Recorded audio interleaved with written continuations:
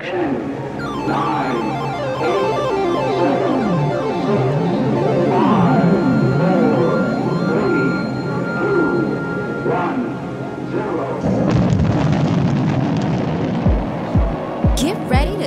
the Talk with your hosts, Charles Gregory and Madim Touch, bringing you the latest news from Philadelphia and around the world. We're talking about everything from fashion to politics to music and technology. So if you can walk the walk, we're going to talk the talk.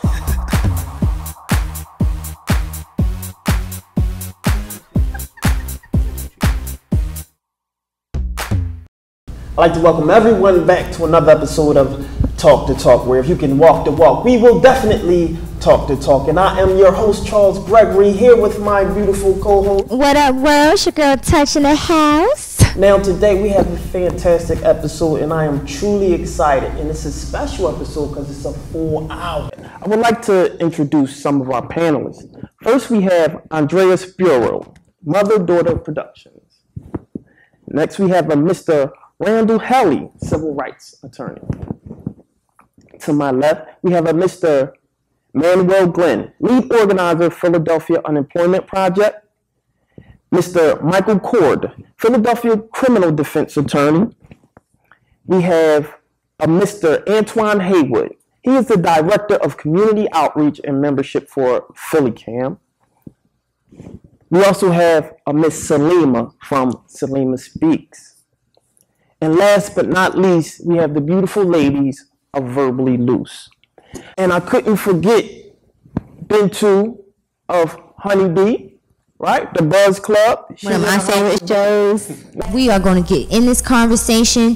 You guys brought up a really good point. We were talking about the youth and how we really reach out to them. And, you know, Michael brought up a point that I actually had a chance in my plug. I actually got to meet Obama, kind of, sort of. His speech was, you know, to his generation, you guys have to stop writing off the children.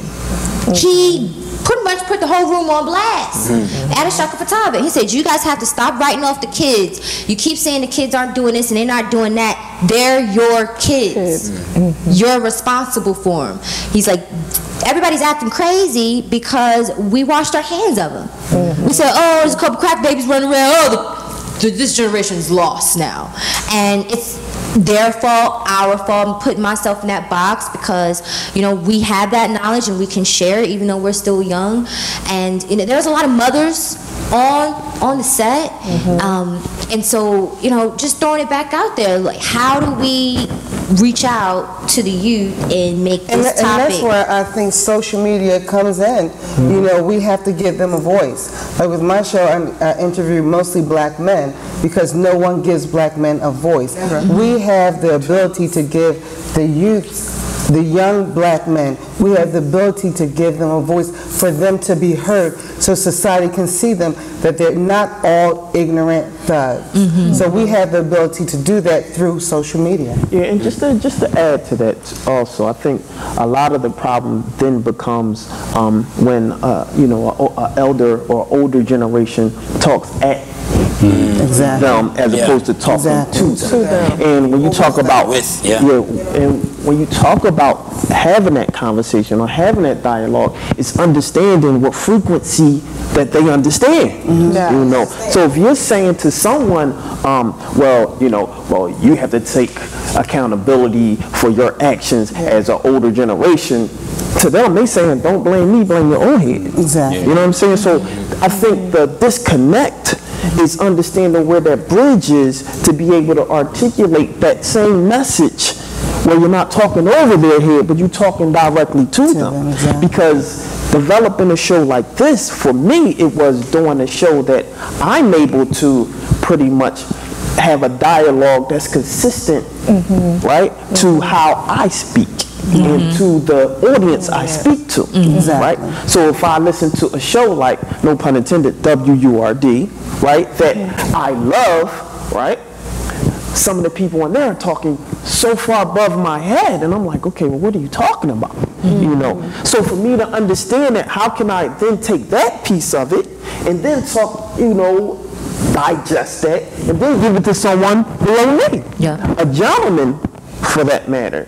But it brings us all the way back to the roots of these issues that we're dealing with, and I think for us it's okay. We want to impact the youth, we want to reach out to them, we want to influence them. Absolutely. So let's take it back. What did our ancestors do that got us to this point today? They took it to the streets. Yeah. They took it to the streets. They was ride or die, and they was like, kill me.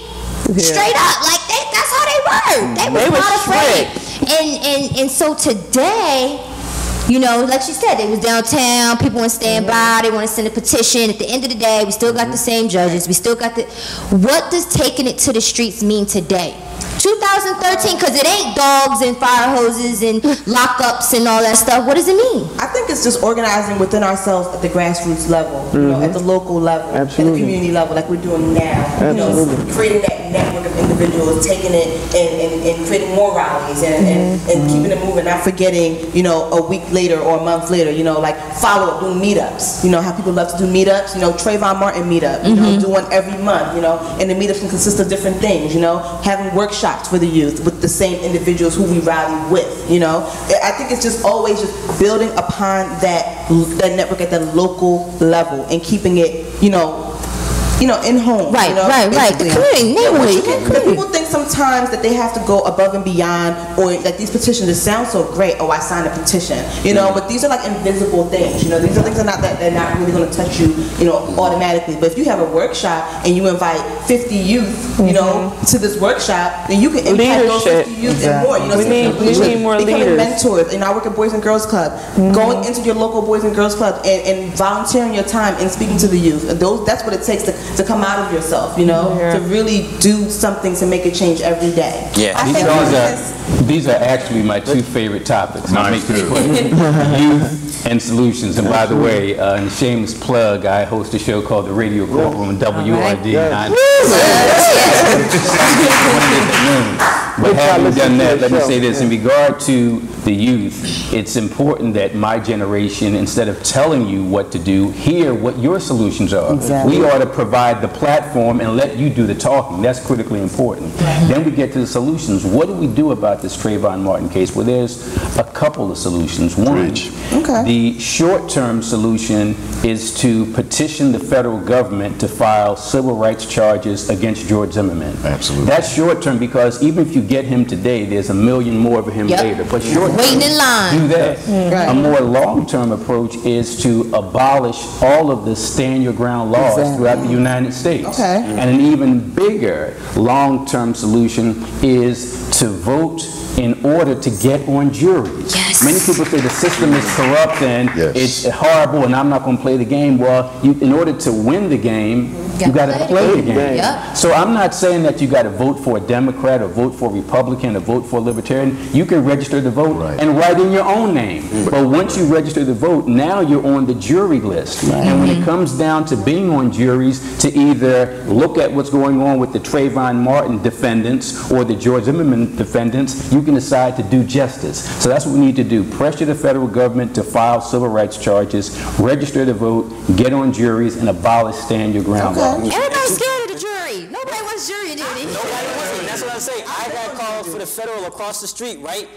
A lot of the people, and most of the people of color was in it, been out of shape and was trying to hell high water to get out of that joint. And I was like, you know, what's interesting is because it's like, you know, a lot of people get caught up in watching these legal shows, Law and Order, and so intrigued with all of the legal process and we need to change the system. But when it comes down to doing your civic duty, you want to bail out, you know?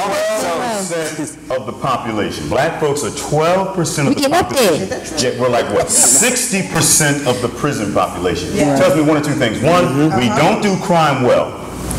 We stay away from crime. And two, more of us need to be on jury. I know it only pays $9 a day. It used to pay $7 a day. Maybe we can do something about that. To get back to the point of what do we do in terms of this generation gap? That's my word I'm using, so no term. as an organizer and an activist, and I see my boss do this too, he brings his children with him. Hello. They're out there, stop the government, Medicaid expansion, or payday lending. They're right there. They're growing up in this fight. The other thing I see a lot of, I see fathers playing Game Boy, not Game Boy, but playing Sega. What did I say? I'm playing myself. Wow.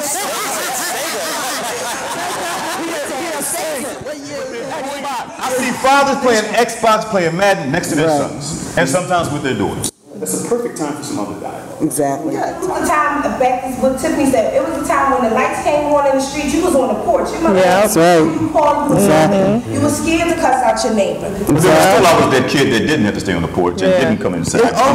So, like I said, when I first heard it, it was fear, because I looked at my 13-year-old who was next to me when he saw the verdict, and he was not shocked by it.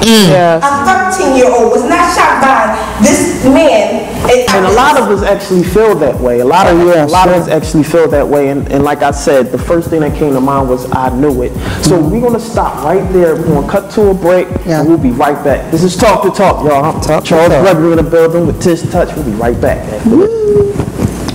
Hello, my name is Michael Coard, and when I'm not talking the talk on my radio show, the Radio Courtroom 900 AM WRD, I'm listening to and watching Talk the Talk with Charles and the Madam.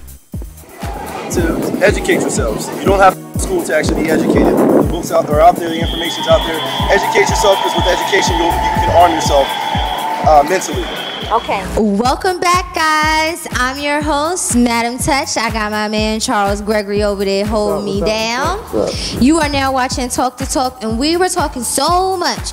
Oh, the children need to do this. Oh, we need to teach your children this. Well, guess what?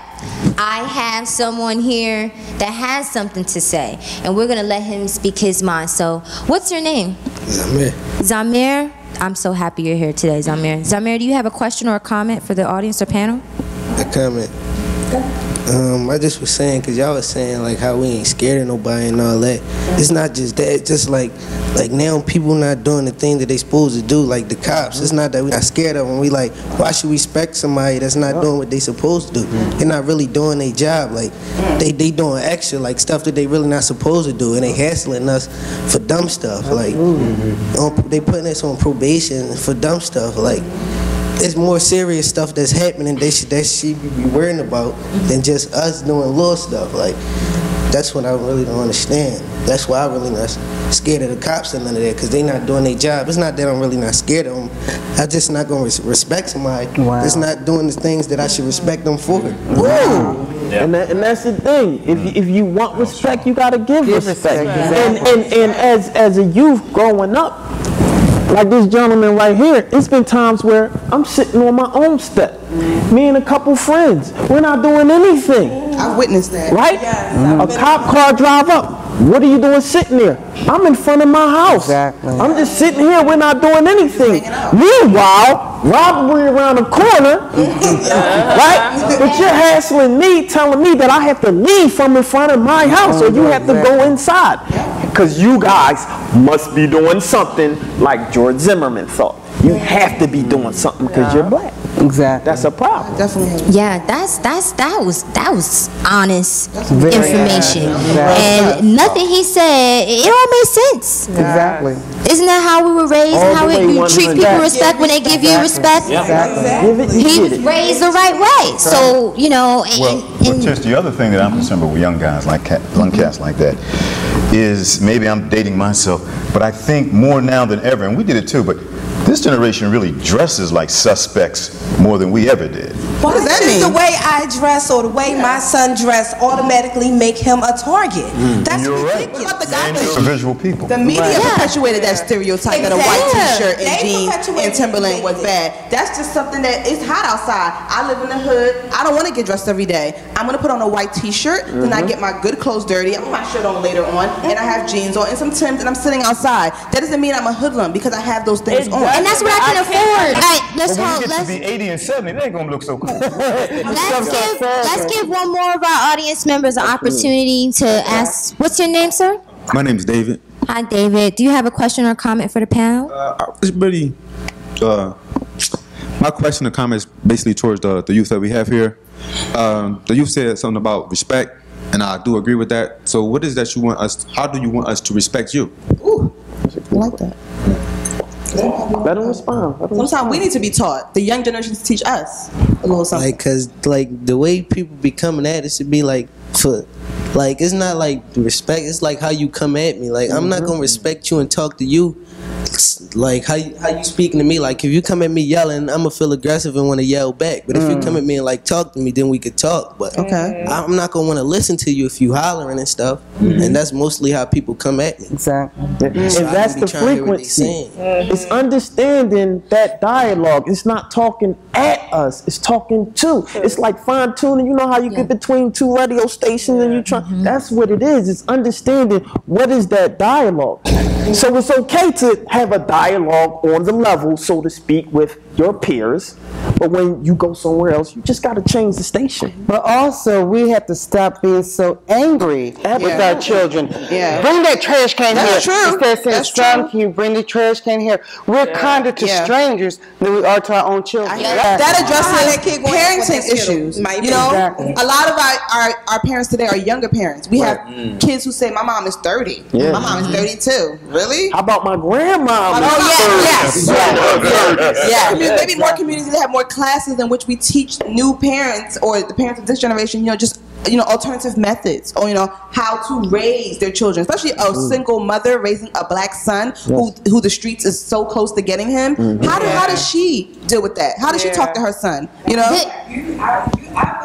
I think that it starts at home, and you constantly have to talk. It's not just having one conversation or saying, didn't I tell you that? It's a constant dialect that you have with your child from the time it pops out to the time you let it on the streets. That's just how it's supposed to be. My mother talked to us. She gave us stories. It was examples. She painted pictures. And it was all kinds of things that when you seen that mud hole in the floor, you knew it was a mud hole because somebody told you. Now, it's your choice to step in it or not, but somebody told you. Isn't it funny how the older you get, the smarter your parents are? Oh yeah. And we can't. Everybody's talking about the women raising the kids. Where are our men? Where are they? I mean, that's the thing that I know I have a responsibility. I have mentored young men and gone into the schools, and I haven't done it enough. More people like myself need to get in and do more. But this is a forum where we can listen to the people, listen to young folks, because I think if we allow young men like this to express what he does, I feel much the way you do about police as well, and I'm a lot older than you are. But I think we do need to say, okay, when we're hearing you, maybe you can hear us. And I know you feel about the expression that young people are doing, but I have a problem with these brothers with their pants hanging on. Okay, I have a problem and they got that from prison. Okay, so I mean, is that a role model that we need to hold up? Because when we devalue ourselves, then we allow George Zimmerman. We allow Amadou Diallo. We allow these things to happen, and we allow the larger society to devalue us. I was just saying, like, music got that kind of effect on people, on the youth. Okay. They do. And you know what I would say to young people from my experience, they're fake tough. If someone talks to you crazy, sometimes you have to take it because the world is like that. You don't have to rebut every time somebody disrespects you, because when Jay-Z and someone said it before him, a person who argues with a fool, the person from afar can't tell who's who. Sometimes I've had plenty of people, especially in my career, they did bosses. We've all been there. Bosses, friends, teachers. They say something reckless to you, and you got to be like, all right. Yeah, suck it up. And walk on. Because if you don't, you may be like Trayvon. You may be, because it's not worth getting fired because you want to cuss your boss out because they said something to you that you didn't like. And this is a part of maturity and things that I think we have to teach our young people on how to handle the disrespect, because they don't in most cases, and they're mad, and we gotta have that 10-second countdown. Say, okay, 1, 2, 3, 4, 5, 6. Okay, I'm gonna step away because you obviously don't know what you're talking about, and be able to do that and say, I stood my ground. I am not weak because I walked away. And that's an excellent transition to the end of our show, so to speak, because we only have a couple more minutes left. So because it flew by. It flew by. What about them over there? I want to tell you. So what's cool is because we can continue the discussion and get some B-roll that we definitely could use. But what I would like to know is, I would like for you to kind of say your last thoughts on what she just said, right? She said sometimes you have to have that conversation in your head that 1, 2, 3, 4, 5, 6, 7, 8, 9, 10, boom. So what are those last thoughts about not only the case, because I want to bring it back to the case though, right? But also how you think as a people, right, we can make some progress, that we can strengthen those bridges, right? Make the connections, stop the disconnection, stop thinking that we're better, older, more mature, more respected, more educated, because I hear that all the time. I even heard a woman say before that, I'm not even dealing with a man or a black man unless he has a college degree. But what about the people, you know, that, you know, can build things, you know, that have other knowledge bases, you know? So with that said, I'll pass it to you and you can comment. Yeah, we're gonna come back on that. Get some final thoughts from some folks. Guys, it's Talk to Talk. We'll be right back. Without struggle, there is no justice. And we must continue to struggle, to educate, and education is more than schooling. Educate each other about who we are, and educate each other about the nature of the oppressor and the many faces that the oppressor wears. Hey, it's Manwell Glenn, your choice, your voice, your man, from WURD and now the Philadelphia Unemployment Project. When I'm not lobbying and organizing, taking folks to Harrisburg and New York and Washington, I'm making sure I'm informed by watching Talk to Talk with Charles Gregory Madim Touch. You should too. Welcome back, y'all. We're here at Talk to Talk. We just had one of the most phenomenal conversations that I've ever been a part of. Oh my, hot and heavy. And we want to just give everyone the opportunity to just go around really quick, final thoughts. Everyone at home, take note. Okay, if you haven't before, because this is the part where we're going to tell you what we're going to have to do after today. Start with you, Bintu. Wonderful. I just want to thank you guys for having me on the show today. And for any of you wondering how you can impact the youth on an everyday level, you can come visit me at the West Philadelphia Community Center. There's also a Boys and Girls Club. And there's lots for you to do, lots of youth there that can use your guidance, males, females. And please contact me at thebuzclub.com. Watch my show Tuesday nights every 9:30. There you go. Thank you. There you go. Verbally loose. Honestly, what I think about everything from what's been said tonight is that, as we all know, the youth is not going to come to us. They don't trust us. They see us saying one thing and doing another. And I think as an adult, we just need to reach out to the youth and let them know that they are not alone and they are heard, because they running around and it's going to get wild. I'm afraid because when I get older, they're going to be taking my position. So as the youth, as the young men were saying, you have to stay strong and be focused and know that it's other ways out than to fight or go get a gun or do this or do that. It's other ways out, and I think you need to stay strong and just keep moving, because it is hard being an African American man. It's very, very hard. My final thoughts, I think that our community is missing leadership. There's no leaders, and I think that the men who are older, such as yourself, I don't get that from these black men who are sitting here, but I think they're egotistic. Like their ego is like blown so far. It's so far, and you're so down here. you know, it's just the ego thing is just crazy. I think we need more leaders, really. Salima? Again, Salima Speaks, 10:30 Sunday night. Google Salima Speaks. I have to go back to the respect thing. We are angry. We talk to our men like they're dogs. We talk to our little boys like they're dogs. We talk to everybody because we're angry for whatever reason. We must get that respect back, first for ourselves, and then for our men, and then for our young men. We must stop this anger and learn to respect our men. Thank you. We gotta tell our stories more. There's a lot of untold stories. There's a lot of untold history still. You know, one of the things I'm personally dedicated to is helping young people learn how to amplify these voices. And it's a great thing that we have Philly Cam, places like this, the Community Media Center, where you can do that. The other thing, real quick too, is also learning to have more dialogues, constructive, healthy dialogues about race. Exactly. Which we didn't really even get into this evening, but there's a huge need because actually, you know, we're missing. It's a little bit skewed in this room tonight. Yep, so absolutely. Why is that? You know, you know, how do we facilitate that? The great thing is when occurrences like this happen, there's opportunities for dialogue and some progress to take place. But how do we actually do that? So, 4 quick things. 1, we have to stop judging youth. They should be able to wear what they want. They should be able to get tatted up if they want to get tatted up. We should not judge them. By doing so, we blame the victim. Second thing is, we need to remember what James Baldwin said, which is to be black and conscious in America is to be in a constant state of rage. We must remember what Ice Cube said. We had to tear this mother up. And I don't necessarily mean a destructive way. And the 4th thing is Malcolm saying the ballot or the bullet. Let's try to use the system for change. But if that doesn't work, we have to do what we have to do.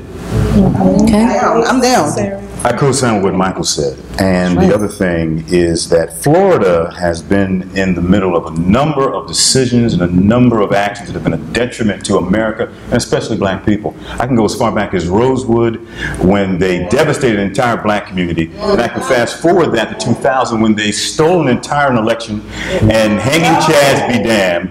I can talk about Elian Gonzalez, and I can talk about this case. All these years, we thought it was Mississippi and Alabama and South Carolina. A famous singer, God, I can't remember her name right now. A movie about to come out of her life. Young, Gifted, and Black. Once said, Mississippi, goddamn. Nina Simone. Florida, goddamn. And I think it's time that Florida had its comeuppance. That's why I've been saying from day one since the verdict was announced. Miami. It's time to boycott Florida or Florida products. Exactly. Why do we do this? Because collectively it is time for black people to circle the wagons and realize we have no one to count on now but ourselves. Exactly. It's not going to, Superman's not coming. I see all these movies, The Man of Steel, Iron Man, Fast and Furious, none of those folks are coming. It's just us. And at some point you're going to have to realize that. And if there was ever a time to have an honest conversation about race, a brutally honest conversation, now is the time to have it. So it'll be a cold day in hell before I buy any Florida orange juice, before I buy a Florida orange, before I go to a Florida beach. I'm going to Disneyland instead of Disney World. And I think collectively, if we do that, if you want to get someone's attention, you stick your hand in their pocket.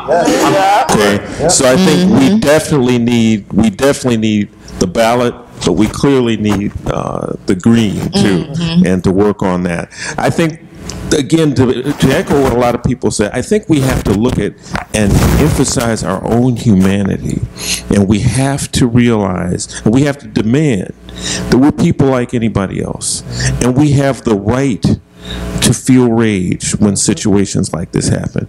We have the right to love. We do everything else, anything else that any human being does.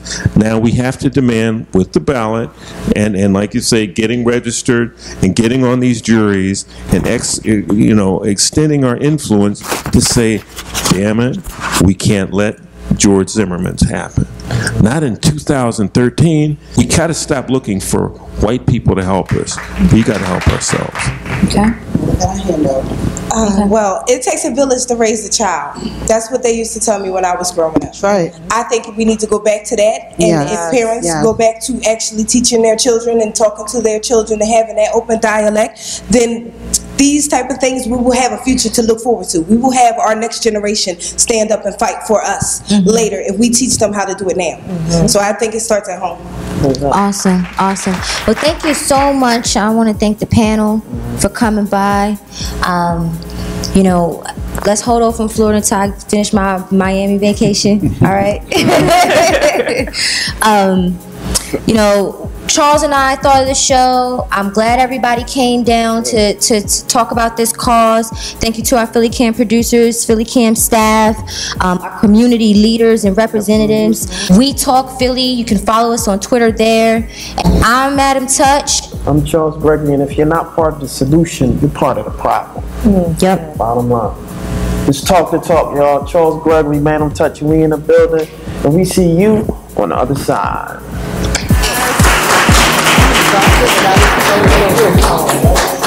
Thank you.